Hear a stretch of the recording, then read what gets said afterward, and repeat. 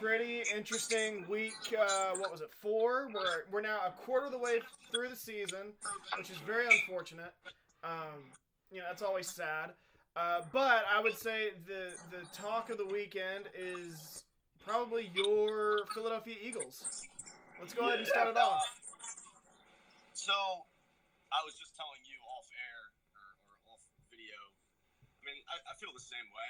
It's always cool to, I guess, get a win. I mean, I'm still in that area where I'm like, I mean, obviously you don't want to tank, but it's like every win is actually sort of a bad thing if you're, not a Super Bowl contender. It's like you're just getting further away from elite players at the top of the draft. I mean, dude, if they had any semblance of a schedule I think that they could handle, I'd be a little more optimistic. They're going to get fucking washed by double digits in the next 2 weeks. So they're going to have one win through 6 weeks. So it's nothing to be excited about. It's actually come on. It's a big win. I said it when we made our picks that it was coming. Something was coming with the Eagles. They're too well coached. Carson Wentz is too good to keep losing. And I agree. Doug Peterson coaches best when his back's against the wall. But I mean, they're just undermanned. I mean, literally every player along the offensive line is hurt right now except Jason Kelsey. Dude, I was watching that game, and it was after Lane Johnson left the game for a little bit. And I was like, there are maybe 3 people on Philly's offense right now worth a damn. Jason Kelsey, Zach Ertz, Carson Wentz. We don't really know if Miles Sanders is any good or not. But I was like, gosh, that's insane. And they managed to win the game. Well, I mean, apparently Philly leads the league in sacks, so that's one bright spot of the team. The defensive line is still not washed like I thought it might be this year. I knew that was one thing that people were kind of worried about. The offensive line, even though they're decimated, is playing a little better than I thought. I mean, there's some bright spots, but Wentz still isn't playing well. It's the same problems. He still doesn't have any elite players to throw. I mean, it's like no. So I will say this with Philly. I still think they're going to win that division. Or I shouldn't say I still think because I picked Dallas in the preseason. I think they're going to... Who's going to win that division, James? Dallas. I don't know. Have you seen Dallas's defense? No. Dallas has a terrible defense, but I mean, they're the only team in the whole division that has an elite side of the ball. All right, I'll give you that. That's my reasoning. No, but even though I don't trust Mike McCarthy at all. Philly's defense is looking good this year. They're top 6. They looked a lot better. I mean, I've seen Nick Mullins go in games and play well in the NFL, and he got off to a good start. And then, he ended up not doing very well, finished with a pass rating in the 70s, and then they put C.J. Beathard in, which is, let's be honest, that's the only reason how San Francisco made it a game made it a one-possession game at the very end. Kyle Shanahan not that it was red, because you always want to have a competitive advantage, but he just goes, hey, I'm going to put in my quarterback that they didn't prepare for at all in there on the last drive of the game, and then all of a sudden Philly's got to play prevent defense, trying to figure, base prevent defense. Yep, it kind of worked. I mean, they kind of sent him in, and apparently, what I heard the reason is Nick Mullins has a little bit of trouble with the zone, and C.J. Beathard is actually really good against the zone. So when he came in, they just kept running his own scheme, and he was just. There was a moment in that game where Shanahan and Mullins were talking on the sideline, and you couldn't tell what they were saying, and Shanahan turned, or Mullins turned, I can't remember. Maybe they both turned at the same time, and I remember just Shanahan just shaking his head like, "Fuck, man." Yep. Yep, and the one of the bright spots of Philly that I'm excited about, and I wish he was a little younger so I could be long-term excited. Howie Roseman actually made a really good move picking up Darius Slay. He's actually been shut down corner. I don't think anybody's had over 50 yards on him yet. He hasn't allowed one touchdown yet. I think the passer rating is 65. He's playing very well, and I'm sure that's being helped by the defensive line. But I mean, dude, they just have apparently they have the toughest schedule in the NFL the rest of the way, and they're decimated. And the good players we do have are not playing well. Hey, as long as you win the division, that's all that matters. You got to win the division. Yeah, but this is the way I would look at it. Me and my friend who's a Cowboys fan were talking about it the other day. Technically, right now, Dallas has a 62% chance of winning the division, and they're a top 5 pick in the NFL right now. That's how bad that division is. So it's what's going to happen is probably a 7-win team is going to win the division, it honestly might be less than that. Yeah, they're going to get washed in the first Yeah. round of the playoffs and then pick 21 in the draft, even though they should have had a top 10 pick. That's what's going to happen. So I will say this. I think like I said, I was getting to that point, but Philly, I think, is still going to win this division. But I still think that this roster needs some massive retool. Oh yeah. Not necessarily even this offseason, just in the next few offseasons, because this has gone from a Super Bowl contender to not really that good. They can't stay healthy. Like, they need a massive retool. Not a rebuild, just a retool. Right now, if I'm Howie Roseman, I'm trading Fletcher Cox and Zach Ertz. And they have dudes that they can trade away for some draft capital and get some picks early. I look at it. Is Dallas Goedert as good as Zach Ertz? Probably not, but is he really good? Yeah. He's still good, yeah. Is Javon Hargrave as good as Fletcher Cox? Probably not, but he's still fucking really good. So it's like those two players are cheaper. Go with them. Get younger. I mean, dude, we need to start doing the Patriot way. And it's like, dude, Zach Ertz has plenty of good years left in him, but he's not like, dude, that's what I took away from that game is Zach Ertz doesn't deserve in the fucking stratosphere of money. Well, so last year he was the guy Wentz relied on a lot, but in that game, Wentz didn't really look his way a lot. He went to a lot of. He's getting doubled. True. There's literally no pass rusher, so I'm not hating on him, but it's like. Dude, it's like even when Zach isn't getting doubled, he's just not on Travis Kelce or Zach or on George Kittle's level. I mean, or sir, Big Bob Tonyan. Or Darren Waller or fucking Darren Waller is good. Mark Andrews. I mean, there's just guys. Yeah. Zach Ertz is so fucking bad after the catch that it's like, dude, you got us our Super Bowl. Like, I'm sorry. Like, go somewhere else. I'll still be a fan of you. Like, we need some money, dude. The Eagles are like $60 fucking million in the hole next year. Everyone's in the hole next year. It's like, dude, get like if we suck right now, it's like get rid of all the fucking expensive like older players. Like, just get rid of them, trade them. We could probably get a second for Zach Ertz, a second for Fletcher Cox, maybe even a fucking first Fletcher Cox if it's like in the late 20s. You know what I mean? Like. Yeah. A team that's really close to maybe not a first, but like, or a high second or something. If I'm like a team that's like, dude, the Raiders, I'll give my second if I'm the Raiders for Fletcher Cox all fucking day. Yeah. All day. Yeah, and that's like a good team because that's a team across the on a different conference. They need help on the D line. That's a good. I can see that. So let's move on to someone else. I don't even remember some of the top storylines. Dallas Cowboys obviously lose. I would say that's the biggest takeaway of the weekend. It is. And Shane, people called me a hater, but what did I say before the season started? I defy one person to tell me how the Dallas Cowboys improved their football team this offseason. They didn't. Everybody thought because of CeeDee Lamb, they were a Super Bowl team all of a sudden, which is so fucking embarrassing. That tells you right there that people don't know football. If you think one receiver takes you from 500 to a Super Bowl contender, you don't know football. We got to talk about this. Yes. Wide receivers aren't valuable. I don't care what receiver it is. Which receiver it is.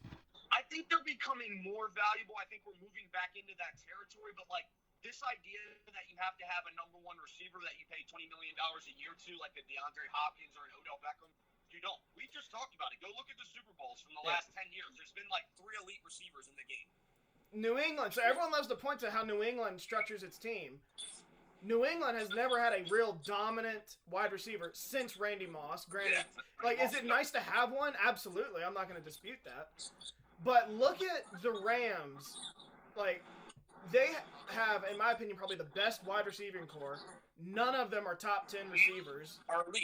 But they're just solid and good at what they do, and they're deep with those guys. Yep. That's because Sean McVay knows what he wants in a player. He gets him. And that was what I'm getting to my point. If you have a great coach and a great quarterback, you don't need a star receiver. That's why, like, I don't really have an issue, like I said, with Houston trading away DeAndre Hopkins, even though, like I've said, I can't excuse not getting a first round pick for him. But yeah, that's me. This is best case scenario for people who don't like the Cowboys. Dak Prescott is throwing for 600 yards a week because they're down the whole fucking time, and they still suck.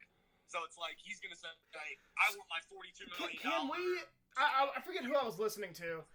I think it was Lefko, and they were talking about how Dak's, how great Dak's been, and then I heard, or maybe someone was saying you can't fault him because his defense is giving up 49 points. I'm like, okay, that's a little true. That's a little true. However, are we going to address the fact he's had 6 turnovers these last 3 games too? I try to tell people he's good enough to put up numbers in this league and win you games. He's definitely good enough to do those things. Dude, all of his numbers. So that's the other thing. He's put up 400. That's all I've heard for a few days. He's put up 450 passing yards the last 3 games at a minimum. First player in NFL history to do that. Okay. When do most of those yards come? Yeah, when they're down. When they're down 4 scores, and they got it. They're just playing base, like I said with Philly. Base prevent defense. Keep everything in front of us. We're not going to give up a score. Granted, they give up scores, but. And dude, I just love this because I have 3 people in my office and one of them's a Cowboys fan, and he just, dude, I don't know, man. I'm just tired. I'm tired of people saying Dak's not the reason they're 1-3. Yes, he is. He's had 6 turnovers in 3 games. Well, dude, I'm not even gonna hate on Dak. Dak is doing his fucking thing, but it's like, dude, you have to put some context to those stats. Like, it's not like Dak Prescott is just like dominating so bad that he's going for 500 yards. They're getting dominated, and he has no choice but to go against soft zones with fucking elite players at everywhere. Yep. Every fucking where. Dude, Dak is dude, this is. I love this because this is exactly what I predicted for the Cowboys. I was like, dude, they're going to have like a top 3 offense and they're going to have a bottom 5 defense because they lost like their only good couple players last year. Yes. Byron Jones was a huge loss, I thought. And so was now they replaced him with Alden Smith, but they lost Robert Quinn too. Yep. And dude, DeMarcus Lawrence is nowhere to be found. Gave him $100 million. He fucking I'd never hear his name. I watch all the Cowboys games. Never hear his name. It doesn't hurt my feelings. It does not hurt my feelings. And by the way, I want to give some credit to the Browns. This is the first time on this podcast we're gonna say that I'm gonna say these words. I think the Browns are legit. No, I picked them to go to the playoffs. So. You did. I'm pretty sure you did. I don't remember that, but I can go back and. I'd take your word for it. But this offense, they run the ball extremely well. They spent some money and beefed up the offensive line, used a first-round pick on an offensive tackle, which was their biggest issue last year. Now you got Jedrick Wills, who I think is a very good, promising young left tackle. You got Joel Bitonio, who's a great left guard. J.C. Treader, who is like one of the most solid centers in the league. Jack Conklin at right tackle. Right guard, is kind of hit and miss. I don't know who really plays there. But that's 4 out of 5 positions that I think are pretty good.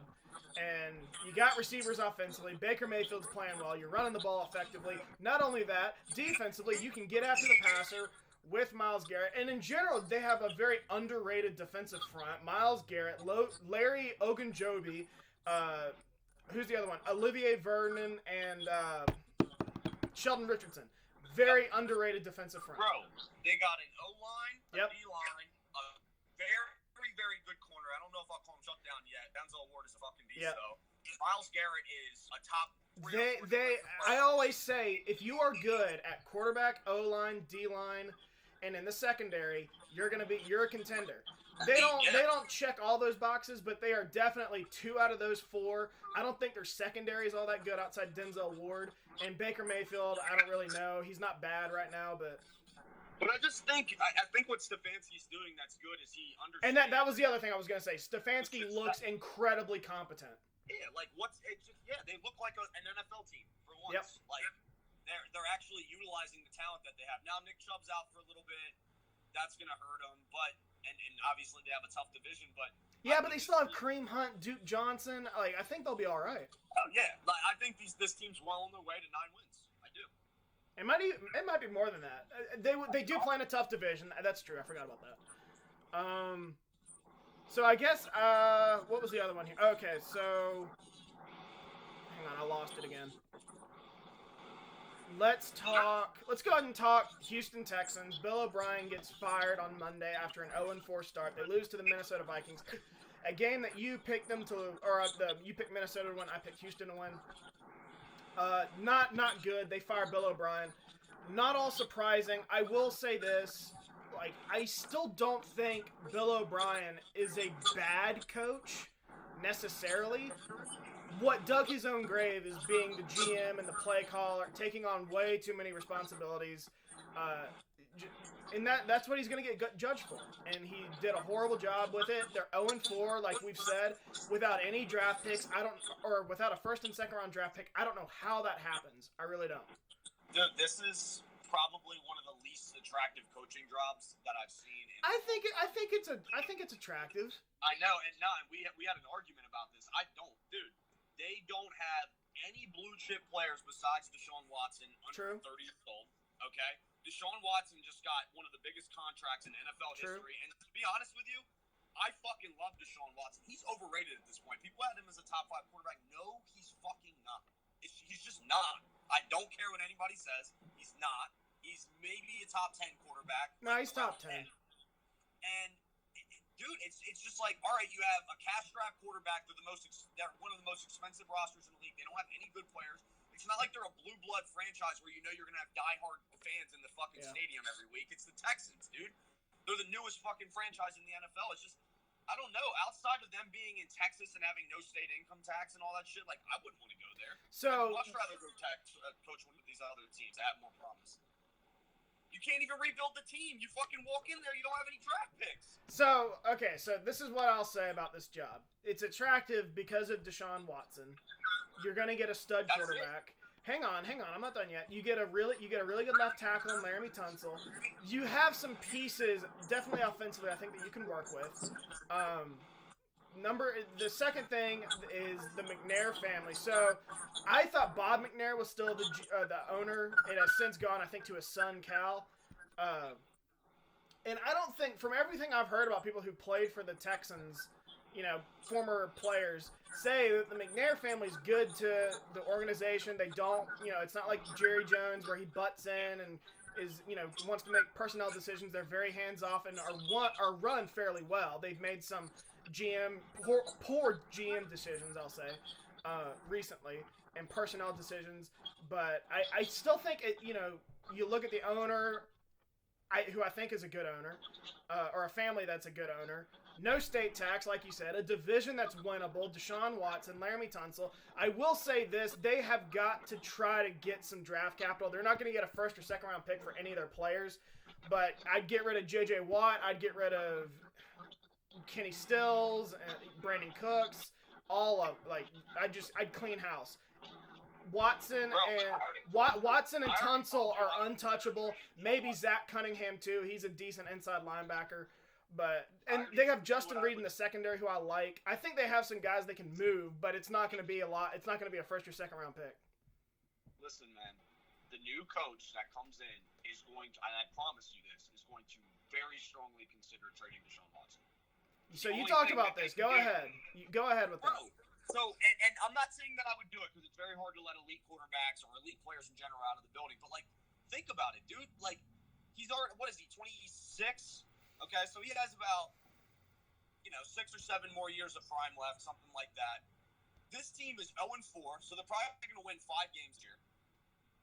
They don't have any draft capital, so you can make a very strong argument they're going to be worse next year than they were this year.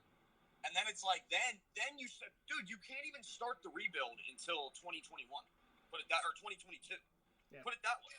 And so there's I'm not familiar with their cap situation. All I know is horrible. It's horrible. All I'm saying is, aside from a handful of teams, everyone's going to be in the red next year, just about. But I can tell you one thing: one good thing about that job is job security, because you're not getting fired before 3 years. I can tell you that right now, because it wouldn't even be fair. And if I'm Cal McNair, I'm getting on the phone. Granted, you got to make a GM hire first, I think. But I'm getting on the phone with Eric Bieniemy's people, offensive coordinator of the Kansas City Chiefs, and what do you want? I'll give you a blank check. Dude, I'm sitting here right now. I realistically think they could get 3 first-round picks for Deshaun Watson. Yeah. Or at least 2 and a third. Yeah. So it's dude, you got to consider that. You go into this draft, you're a top 5 pick. You get Trey Lance. You get the next stud fucking defensive lineman. With the next and dude, you're a good team again right away. Could you imagine if it was New Orleans? We always bring up New Orleans. Drew Brees, who played well, I guess, but... Dude, Deshaun Watson just has Patriot written all fucking over. Well, they already got Cam Newton. Granted, it's only for a one-year deal, but... Yeah, I mean, dude, he would have a lot of fucking suitors, dude. Like, seriously. I don't think they will do that. I don't think they should do that. I think it's foolish to get rid of a stud quarterback. That's potential career suicide if you walk in there and I'm just like, all right, I'm trading the fucking franchise. Yeah. But, dude, I'm going to tell you right now, if you went in there and did it and then hit on your draft picks. Now, I will say this. What I would think about doing is maybe I would entertain it, maybe draft a guy late, 3rd, 4th, 5th round, somewhere in there with promise. See what happens. Then maybe next year I'll reconsider it after another bad year. Yeah. Yeah, I mean, like I said, it's just something that you have to consider as, like, the owner of the Texans. I mean, it's like, okay, do we want to have Deshaun Watson and be a shitty team? It's not his fault that they're shitty, but it's like, that's technically the boost that you could get to get over the hill and get a good cheap quarterback. Like, dude, you get Trey Lance, Trevor Lawrence, fucking Justin Fields. Like, they're going to be in that consideration because they're going to be a bottom, 6 or 7 team in the NFL. Like, I don't know, man. I'm considering it. I would consider it. I don't think I'd do it either because, like I said, if you don't hit on if you go fucking... If they finish 1-15 and get the number 1 overall pick and Trevor Lawrence is there, I think you think about it. Yeah, but I mean, like, if you do it and then you draft fucking Mitch Trubisky and you guys suck even worse than when you did with Deshaun Watson, then you're like, dude, you're the laughing stock. Yeah, exactly. That's why I don't think they should do it. But, bro... I'm telling you right now, that's something that they have to consider. Because I'm telling you right now, if I was a GM of a few teams, bro, I'm not paying my quarterback. Don't care. So while we're on this subject, I'll go ahead and I'll throw this in there. One last thing about the Texans. They interviewed Green Bay's current GM, Brian Gutekunst, before he was named GM in Green Bay. It is under the impression that Green Bay hired him just so that he would not go to Houston.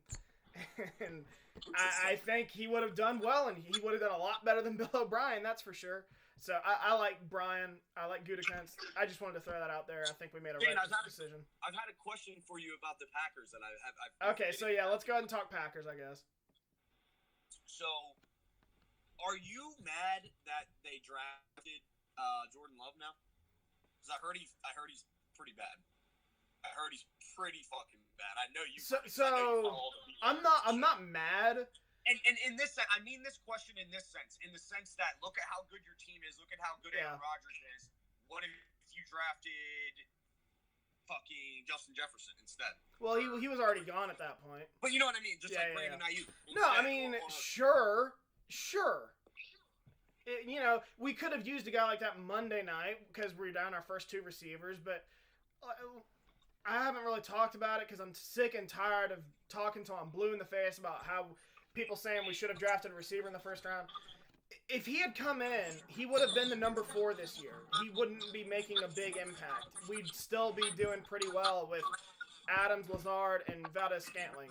I really don't think a rookie receiver would have made much of an impact, especially after Ayuk was taken. It didn't even have to be that. It's just like, in the first round, you obviously could have got some player that impacted pretty well. You could have got one of those, interior offensive linemen. I don't know exactly what. I'm just saying, in hindsight, obviously you're not going to get too mad about it. Your team's fucking 4-0, you're good and all that shit. But no, and I'm a little. I haven't really talked about this, but I've said it on the inside. I am concerned. I think it's pretty telling that Jordan Love, the dude he drafted in the first round, can't crack the 2 deep. And I'm willing to look past it a little bit. We knew he was going to be a project. We knew all that going in. A COVID impacted offseason. He didn't get rookie camp. He didn't get OTAs. He only had training camp. So I'm not fully jumping off the cliff here, but I am concerned. I'm very concerned. Yeah, And I shouldn't say I'm very concerned. I'm concerned that we drafted this dude and we might have to look for another guy. That's where I'm concerned. I'm not concerned that we wasted a pick or anything because all we gave up was a 4th. It's a 4th round pick. I don't really care. Yeah, that's true. And I'm like I said, I'm not sure. Other than maybe an offensive lineman, what would we have gotten that would have really put us over the top? Because a receiver, like I've said, would have been the 4th guy on the depth chart right now. That's fine. Not really. Maybe the number 3. I'm not a big Valdez-Scantling guy. What's that?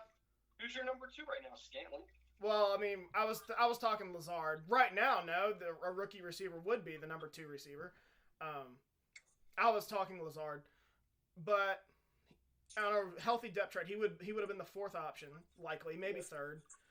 An offensive lineman. So, yeah, we could have drafted an offensive lineman, but I saw a stat that said Green Bay's offensive line ranks number 1 in win rate and run blocking and pass blocking. So I'm not sure we really need one aside from, maybe taking a red shirt year and replacing Bakhtiari, which I think was something we needed, who's a free agent after this year. An inside linebacker. So inside linebacker, we have an undrafted free agent this year who is starting right now, Chris Boyd. He leads all rookie inside linebackers in Pro Football Focus grade, performance, whatever you want to call it. Better than Kenneth Murray, better than Patrick Queen, who were first-round picks. He's doing better than all of them. He's playing pretty well. So, again, I'm not sure where you can point to who could we have drafted that would have made an immediate impact. Like, I think Green Bay is what it is, regardless of who they would have drafted. I mean, the Eagles miss on high draft picks all the time, so don't worry about it. And who knows? I mean, it doesn't. Yeah, and you never know. Love might end up panning out. I don't know. But it's certainly not looking good right now. I'm just arguing here. Yeah. There's no player. Maybe a receiver, but who would have made an impact early here. We're doing pretty well in every aspect. Yeah. I don't know what else to talk about here. I was gonna say I think I got to go anyway, bro. Because I gotta help my girl. Kansas City didn't look great against New England. I'll just throw that in there. No, I did see that, but dude, Bill Belichick is so good at just taking away what you're good at. I mean, I honestly think that's what it was, and I honestly also think that they're probably thinking, dude, we're the fucking champs. We're about to go play Brian Hoyer. Like, it's not that big a deal, and obviously you can't do that in the NFL. I think there was a little bit of that, but yeah, they're fine. They're still the best team in the NFL to me. Yeah, I put them number 1. I still have, I believe, Baltimore number 2, and then I put Green Bay at number 3 in my power rankings. Yep, that's where we're at. I'll say this about Seattle. So Seattle, everyone's saying Seattle's the best team in the NFC. Are they watching what I'm watching? Aside from Russell Wilson, I'm not seeing it.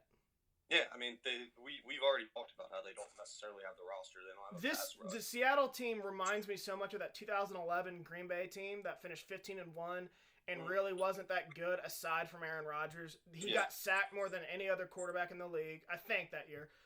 So offensive line sucked. They had no run game. They were the 32nd ranked defense. They weren't good, but Aaron Rodgers was slinging it. That's what Seattle reminds me of. Russell Wilson slinging it. Their offensive line's not very good. They're not running the ball. And their defense is terrible right now. Yeah. That's I mean, they're just letting Russ cook. We know how that And goes. that's fine. They'll win games with that. I just don't think they're going to win the Super Bowl. Yeah, no, I don't think so right now. Maybe when Jamal Adams comes back and they settle in a little bit, maybe. But I think the Seattle team's worse than that Green Bay team because 1, Russell Wilson's not better than that version of Aaron Rodgers. 2, Green Bay at least still had Clay Matthews, a good pass rusher, and Charles Woodson in the back end. Seattle doesn't have that. They got Jamal Adams, but they're asking Jamal Adams to do way too much. Number 1, being a safety, a linebacker, and a pass rusher. If he's your pass rusher, you're in trouble. And you're not going to win games in the playoffs with that. I mean, depending on seeding, I think it's going to be you guys in Seattle in the NFC Championship. I think Tampa. No, I don't. I do. Tom's going to be dead arm Tom by then. Well, I just meant they'll be in the running for that top spot. Oh, yeah, for sure. But all right, bro, I got to get out of here. Yeah, all right. I'll see you. Later, brother. Later.